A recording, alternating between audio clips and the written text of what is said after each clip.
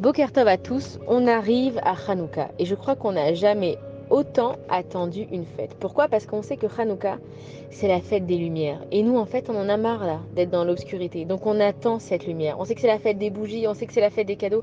C'est une fête qui nous fait du bien. Et en fait, qu'est-ce qui s'est passé à Hanouka? Alors on sait que les Grecs, en fait, ils ont compris elle était où notre force. Ça veut dire que ils ont essayé d'enlever la source du juif. Ça veut dire qu'ils nous ont interdit de faire la Brit Mila. C'est quoi la Brit Mila? C'est l'alliance que Hachem il a fait avec Avraham Avinu et que chaque bébé à sa naissance, quand il commence à devenir quelque chose dans cette vie, il fait une Brit Mila. Ils nous ont enlevé le Shabbat. C'est quoi le Shabbat? C'est la protection du peuple juif. C'est la finalisation des 6 jours de la création où Hachem il a donné une lumière spéciale. Ils ont voulu nous enlever Rosh Chodesh, là où on décide le début du mois. Et en fait, Rosh Chodesh, c'était la première mitzvah, le premier commandement qui a été donné au peuple juif quand on est sorti d'Égypte. Et maintenant, en parlant de Rosh Chodesh, c'est quoi le renouvellement de la lune? Chaque mois, on sait qu'il a son mazal et donc on renouvelle le mazal d'une personne.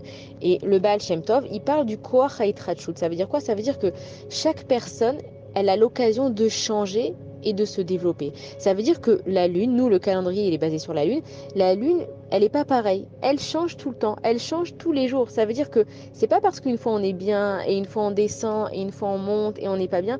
C'est pas ça qui est important. Ce qui est important, c'est que chaque fois qu'on change, qu'est-ce qu'on rajoute dans notre vie? Et en fait, tout le plan des Grecs, c'est qu'ils avaient un agenda de prévu. Ils avaient prévu de détruire le peuple juif. Donc ils se sont dit, d'abord on va commencer par ça, et ensuite ça, et ensuite ça. Et quand ils ont vu que les juifs, à force de leur enlever les mitzvot, ils continuaient à les faire en cachette, alors à ce moment-là, ils ont commencé à massacrer, à torturer et à tuer les juifs. Et donc, Matityahu, qui était un Kohen Gadol, il a pris toute sa famille avec lui et il a dit, il y en a marre. Il y en a marre que les Grecs, comme ça, ils nous détruisent et ils nous prennent en otage et ils nous torturent et ils nous empêchent de faire les mitzvot. Il s'est levé et il a dit la fameuse phrase, Mil Hashem Elai. Qui est pour Hashem avec moi? Il a mis d'abord Akadosh Baruch Hu et on va comprendre pourquoi. C'est qu'en fait, le combat de Hanouka de l'époque, c'est le même qu'aujourd'hui. Et qu'en fait, nous, ce qu'il faut qu'on fasse, c'est qu'il faut qu'on rejette toutes les influences extérieures qui nous font croire qu'on va être massacré et qu'on n'a aucun avenir. Et il faut qu'on se connecte avec Hachem. Mi l'Hachem. Et les Grecs, en fait, on nous explique qu'ils ont fait 13 brèches dans les murs du temple et qu'ils ont contaminé l'huile d'olive qui était à l'intérieur. Et donc 13, comme on a vu plusieurs fois ce chiffre qui revient sans arrêt, c'est la même chose que Ahava, qui veut dire l'amour, et que Echad, qui représente l'unité d'Akadosh Baruch Hu. Et donc, en fait, les Grecs, ils ont fait une brèche dans les bases du peuple juif. Ils ont torturé, ils ont tué des juifs. On a vu, on sait ce que c'est maintenant. Maintenant, quand on nous dit ces choses-là, on voit exactement de quoi on parle. Et donc le monde, il était obscur jusqu'à ce que Matityahu, il se lève et il dit stop. Il a appelé ceux qui étaient déjà prêts à se battre pour Akadosh Baruch Hu et sa vérité. Parce qu'il y en a qui savent peut-être pas où ils sont dans leur vie. Et il y en a qui ont compris que cette guerre qui était de Matityahu et qui est celle d'aujourd'hui, c'est la guerre d'Akadosh Baruch Hu, c'est la guerre du peuple juif. Parce que si le conflit israélo-palestinien, il touche la terre entière, c'est que c'est une guerre qui est plus profonde que juste une guerre pour un vulgaire morceau de terre qui est la terre d'Eretz Israël. Pour eux, c'est un vulgaire morceau de terre. Pour nous, c'est toute notre âme et c'est toute notre vie. Et on nous explique que, en fait, la guerre de Matityahu, elle a duré 7 ans et qu'à la 8e année, c'était la victoire. Comme nous, on est dans la sortie de la 8e année, et Bezrat Hashem, Hashem, il va nous donner la victoire. Et on nous dit aussi que, en fait, qu'est-ce qui se passe quand il y a une guerre? C'est que le peuple, il se sent affaibli. Il a plus confiance en lui et donc le peuple y perd espoir. Et c'est ce que les Grecs, c'est ce que les Ishmaélim, c'est ce que Esav il fait avec nous. Il essaye de nous faire perdre espoir. Il essaye de nous montrer que c'est impossible qu'on s'en sorte tranquillement.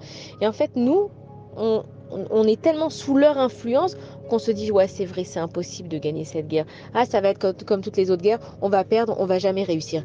Et en fait, ce qu'on comprend, c'est que quand il y a eu la guerre et qu'on était dans la 7e année et qu'on est arrivé dans la 8e année, on sait que le 8, c'est le surnaturel. Ça veut dire que quand on atteint la 8e dimension, on peut s'attendre à des choses surnaturelles. Et là, on est dans la 8e année. Donc, on peut s'attendre à des miracles surnaturels. Mais on a toujours cette chose-là dans notre tête qui nous dit non, ne te donne pas de faux espoirs, tu vas être déçu.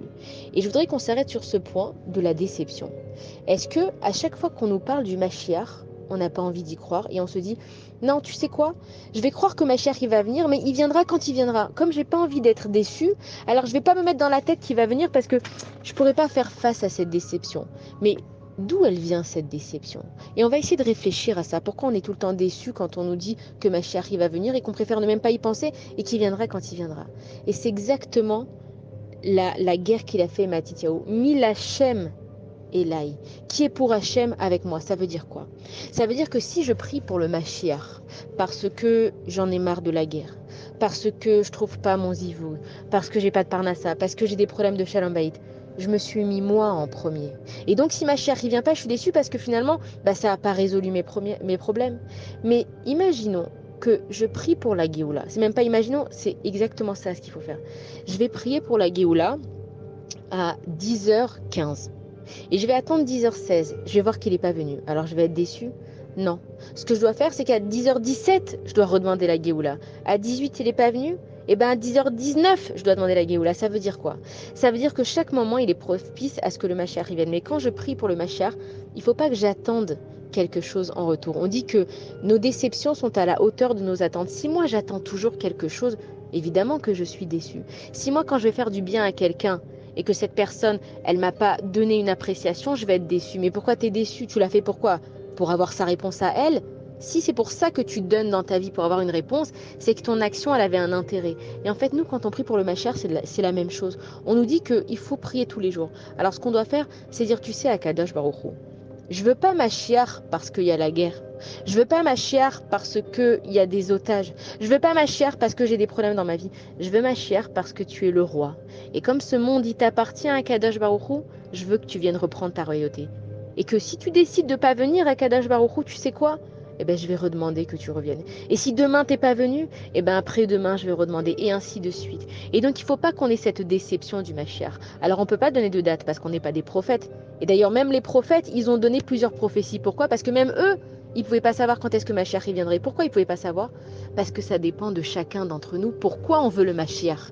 Et c'est ça, mille Hachem. Est-ce qu'on est pour Hachem? Ou est-ce qu'on est pour nous? Est-ce que je veux ce Mashiach parce que j'en peux plus de cette situation? Ou est-ce que je veux Mashiach parce que je veux couronner à Kadosh Baruch Hu dans ce monde? Et donc c'est ça tout l'esprit de Hanouka. Il faut savoir que Hanouka, c'est pas une fête qui a été instaurée par la Torah. C'est pas une fête Minatora, c'est une fête des Rabbanan. C'est les Rabbanim comme Purim qui ont instauré cette fête. Pourquoi? Parce qu'il y a des Rabbanim qui ont senti, nos sages de l'époque, ils ont senti que c'est à nous de prendre l'action dans ce monde. Ici, on est dans le monde de la Asiya. C'est à nous de prendre la lumière. Qu'est-ce qu'on fait à Hanouka? On prend une lumière et on allume des bougies. Donc ça veut dire qu'on fait une action en bas qui doit monter en haut. Ça veut dire que nous, aujourd'hui, on a entre les mains la clé de la réussite de nos vies et de la Géoula.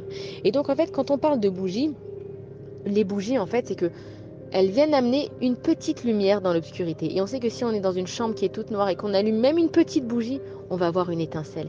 Et c'est ce qu'on dit à Kadosh Baruch Hu. Tu sais, Hachem, le monde, il est obscurci. Pourquoi? Parce que tu n'es pas là. Parce que ta royauté, elle n'est pas là. Parce que personne ne te reconnaît comme roi, malheureusement. Les nations du monde, elles se prennent toutes pour je sais pas qui, elles viennent toutes donner leur avis. Personne ne te reconnaît comme roi. Et même nous, dans le Ham Israël, on a du mal à comprendre où tu es, Hachem. On te cherche. Et pour chercher, d'abord, il faut de la lumière. Donc on vient avec nos bougies. Tous les jours, on rajoute et on rajoute de la lumière pour trouver Akadosh Baruch Hu. Et quand on prend la bougie, on appelle ça ner. Ça s'écrit Nun et ça s'écrit avec aussi un resh. Donc Nun et resh. Et quand on prend le Nun, ça correspond au nefesh qui est l'âme. Et le resh et le nefesh à l'esprit et le resh à l'âme. Et en fait, la valeur numérique de ner, c'est 250. Et dans le corps humain, on a 248 membres. Ça veut dire que si je prends mon corps humain qui est de 248 membres et que dans mon corps humain, je rajoute l'amour et la crainte, donc 248 plus 2, ça fait 250, ça veut dire que j'arrive à ner. Ça veut dire quoi? Ça veut dire qu'avec mon corps humain, si je rajoute l'amour d'Hachem et la crainte d'Akadosh Baruch Hu, j'arrive à ajouter de la lumière dans ce monde. Et quand on prend le mot ner, donc un nun et un resh, en fait, le ner, ça correspond au nefesh, comme on vient de le dire. Et nefesh, c'est quoi? C'est le nun, ça correspond à ner. Le p, ça correspond à psila, la mèche. Et le shin, ça correspond à shemen. Ça veut dire qu'en fait, une âme, elle est comparable à une bougie. Et c'est pour ça d'ailleurs que quand il y a des âmes qui partent, on allume une bougie parce que ça symbolise l'âme de la personne. Et en fait, si on va analyser une flamme, c'est qu'il y a d'abord l'huile, ok? Et donc l'huile, en fait, elle va monter dans la mèche et elle va donner du feu. Et le feu, si on analyse le feu, on va faire l'expérience. On va allumer, on va faire l'expérience. Quand on allume un feu, d'abord on voit que en bas de la mèche, il y a un petit côté obscur. Ensuite, c'est un petit peu bleu. Des fois même, c'est rouge. Et qu'ensuite, il y a une lumière blanche qui tire vers le haut. Et en fait, on comprend qu'en fait, on va du nefesh à la neshama. La neshama, les pieds de la neshama, ils sont dans notre tête, et la neshama, elle est connectée avec Akadosh Baruch Hu. C'est d'ailleurs ça qui nous permet de nous connecter avec Akadosh Baruch Hu. Et donc, en fait, ce qu'on comprend, c'est que à travers la bougie, on arrive à se connecter au monde supérieur. Et que donc, la partie basse de la flamme, elle va consumer l'huile et elle va détruire finalement cette cire. Et c'est comparable à notre âme à notre corps humain qui va se consommer et finir lui aussi à être consommé par la terre. Et que la partie haute de la flamme, elle va nous montrer la direction. Elle correspond à notre neshama qui devient une lumière infinie. Et on sait que les tzadikim, on les compare au feu. On voit que par exemple, Rabbi Shimon Bar Yochai, on allume un feu. Pourquoi? Parce que la neshama, elle est dirigée vers le haut. Et on voit que même quand une bougie, elle s'éteint, d'accord, il y a une fumée qui part. Elle part où cette fumée? Elle part vers le ciel. Parce que nos neshamot, elles appartiennent à Akadosh Baruch Hu. Et donc, en fait, ce qu'on est en train de faire à travers cette flamme, c'est qu'une flamme, elle est harmonieuse, même s'il y a plusieurs couleurs. Et on voit que la flamme, elle bouge, elle va un petit peu à droite, un petit peu à gauche, de temps en temps, même elle sautille. Ça correspond à nous dans notre vie. Des fois, on va à droite, des fois, on va à gauche. Des fois, on tend vers le rouge et des fois, on tend vers le bleu. Mais la finalité de la flamme, c'est qu'elle tire vers le haut. Et donc, ce qu'on va faire avec ce Hanouka, et on nous dit que c'est une grande ségoula, il faut regarder la lumière des bougies de Hanouka, il faut rester une demi-heure, il ne faut pas en profiter. C'est bien, même s'il fait froid, même si peut-être des fois c'est même un peu dangereux, c'est bien que nos yeux, ils regardent ces flammes et qu'ils essayent de se connecter avec Akadosh Baruch Hu. C'est un moment qui est énormément propice et c'est un moment que c'est à nous maintenant de jouer. Et quand on prie devant nos bougies de Hanouka, il faut qu'on demande une seule chose, la royauté d'Hachem dans ce monde. Parce que si Hachem, c'est pas si, Hachem c'est le roi. Quand je demande au roi de revenir sur terre, moi, je suis sa fille. Moi, je suis son fils. Si le roi, il a tout ce qu'il veut, eh bien, le prince et la princesse aussi, ils ont tout ce qu'ils veulent. Et nous, en fait, on passe notre temps à tout le temps penser à ce qui nous manque à nous. Et je vais faire cette ségoula pour ma parnassa. Et je vais faire cette ségoula pour que ma fille, elle se marie. Et je vais faire cette ségoula parce que j'ai ce problème financier. Mais c'est pas ça qu'il faut qu'on demande. Il faut que pendant ce Hanouka et toute notre vie, mais maintenant, c'est à nous de jouer. C'est notre moment à Hanouka. On va demander la royauté, Malchut, que Akadosh Baruch Hu, il retourne dans ce monde. Et quand Akadosh Baruch Hu, il remettra la Malchut dans ce monde, ça sera que bénéfique pour nous. Et c'est ça ce qu'ils nous disent les rabbinim, c'est que maintenant Hanouka c'est pour nous, ce moment propice il est pour nous. Et là on voit qu'on est dans une situation, on est complètement dans l'obscurité, on voit même pas comment on va pouvoir s'en sortir. Et il y a la solution à deux États, et il y a les otages qui sont pas revenus, il y a la pression du monde entier, et il y a l'Iran qui veut... On sait pas quoi faire. Mais maintenant qu'on a compris, on sait quoi faire. Donc on va prier, on va demander à Kadosh Baruch Hu qui nous ramène sa malchoute dans ce monde. Et aussi, on ne va pas être déçu et on va demander Mashiach. On ne va pas attendre qu'Hachem il fasse quelque chose pour nous, on veut qu'Hachem il fasse les choses pour lui. Et c'est ça la clé du Mashiach. Si j'attends que Mashiach il vienne pour moi parce que moi ça va m'aider, c'est que j'ai rien compris. Je demande Mashiach à Kadosh Baruch Hu pour toi. Parce que toi Hachem tu mérites qu'on te reconnaisse. Parce que toi Hachem tu es un Dieu tellement bon, tellement magnifique que je veux que le monde entier il voit qui tu es à Kadosh Baruch Hu. Donc on va demander Mashiach, on va y croire, on va rentrer dans la 8e dimension. On va mettre ses lunettes du Mashiach et on va voir le Mashiach Be'ezrat Hachem. Et on y croit et on n'est pas déçu. Et je veux plus que on parle de cette notion de déception qui revient sans arrêt quand on nous parle du Mashiach, mais parce qu'on n'a rien à attendre, donc on ne va pas être déçu. On fait ça pour Akadosh Baruch Hu. Et s'il y en a un qui doit être déçu, c'est Hachem, qui doit être déçu de ne pas pouvoir encore revenir. Alors on insiste et on assiste, et pendant ces 8 jours, tous les jours, on prend sur nous de demander à Akadosh Baruch Hu de nous amener le Mashiach pour sa gloire à lui. Et Hachem, il va nous écouter. Et Bezrat Hachem, on verra beaucoup de miracles. Alors, je nous souhaite de passer des magnifiques fêtes de Hanouka. Amener de la joie, amener de la lumière, dépenser de l'argent qu'on n'a pas, c'est pas grave. L'argent, c'est Akadosh Baruch Hu qui la donne. On ne fait pas les fous, bien évidemment, mais rentrez de la joie dans votre vie, rentrez de la lumière. Et Akadosh Baruch Hu, le roi du monde, il va revenir et on sera tous récompensés. Hanouka Sameach et des bonnes nouvelles, Bezrat Hachem.